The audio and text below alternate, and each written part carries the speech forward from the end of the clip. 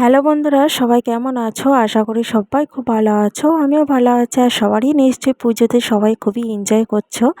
তো দেখো বন্ধুরা, আমি আজকে চলে এলাম সোনারপুর এলাকা আর বারুইপুর এলাকার মধ্যে যে কটা ঠাকুর আর প্যান্ডেল দেখবো সেই কটা আপনাদের সামনে তুলে ধরার চেষ্টা করেছি। তো দেখো, এটা হচ্ছে সোনারপুর এলাকার মধ্যেই পড়ে। তো এখানে আমরা এসেছিলাম। আর এই প্যান্ডেলটা দেখো, গরু আছে আর পাখির ডাক, মানে প্রাকৃতিক পরিবেশ ছোট্ট করে একটু তুলে ধরার চেষ্টা করেছে। তো দেখো বন্ধুরা, পুরো ভিডিওটা দেখতে থাকো। আশা করি তোমাদের সবারই খুব ভালো লাগবে। যে কটা প্যান্ডেল দেখেছি আমি, সেগুলোই আপনাদের সামনে তুলে ধরার চেষ্টা করলাম।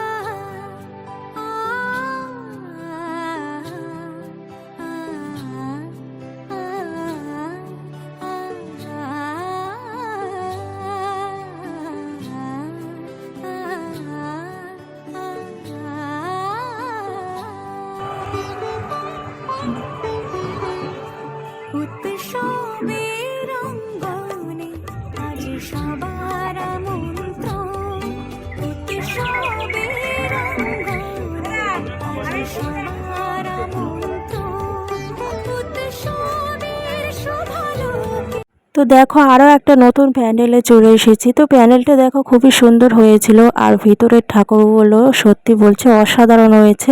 এখানে প্রত্যেক বছর নবদুর্গা করে।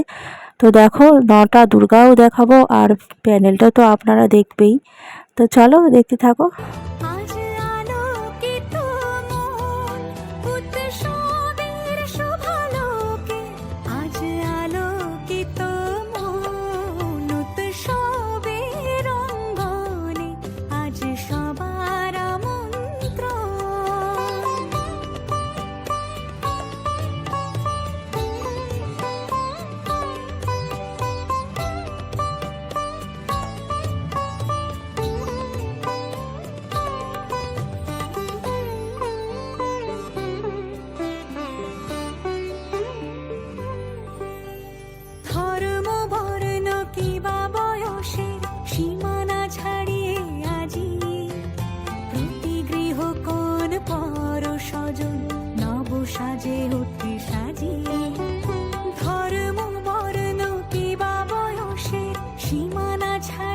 তো 9টা দুর্গা দেখার পর আমরা চলে আসলাম আরও একটা নতুন প্যান্ডেলে। তো দেখো, এই প্যান্ডেলটার মধ্যে বোঝাতে চেয়েছে যে আধুনিক যুগে আমরা মোবাইল নিয়ে কতটা নিজেদের জীবনকে ব্যস্ততা করে ফেলেছি।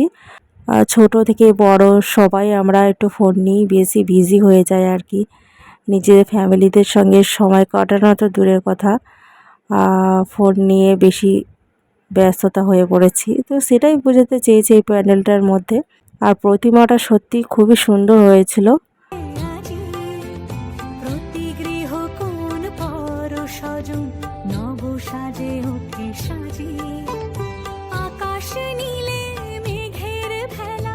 তো দেখো, এই প্যানেলটা প্রত্যেক বছরই ভালো করে। আর প্যানেলটা এমন একটা জায়গা হয়, পুরো মেন রাস্তার গায়ে হয়। তো আর গাড়ি ঘোড়া যাওয়া আসা করে, সেজন্য আমি আর পুজোর টাইমে আপনারা তো বুঝতেই পাচ্ছেন রাস্তার মধ্যে প্রচুর জ্যাম থাকে। সেই জন্য আমি প্যানেলটা বাইরে থেকে দেখাতে পারলাম না, ভিতরেরটা আপনাদের দেখালাম।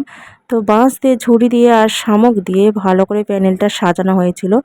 ভালোই সুন্দর হয়েছিল প্যান্ডেলটা, ছোটোখাটোর মধ্যে প্যান্ডেলটা হয়েছিল।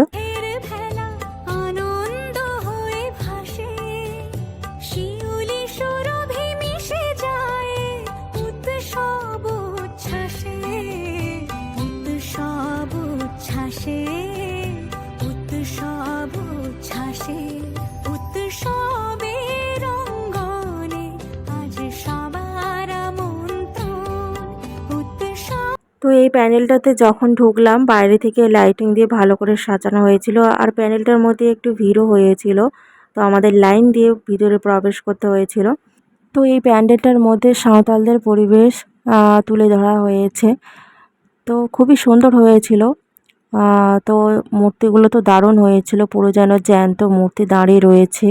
আর কাছে যাওয়ার সময় যেন একটু ভয় ভয় লাগছিল। তো দেখো মূর্তিগুলো দারুণ হয়েছে, আর বাইরেরটা তো খুবই সুন্দর হয়েছিল। আর ভিতরে এখনো যায়নি, প্রবেশ করিনি। দুর্গা প্রতিমা দেখাবো তোমাদের। এখানে বাইরে অনুষ্ঠানও চলছিল, তার সাথে এই প্যান্ডেলও দেখছিলাম। সব দিক থেকেই ভালো হয়েছিল এখানে।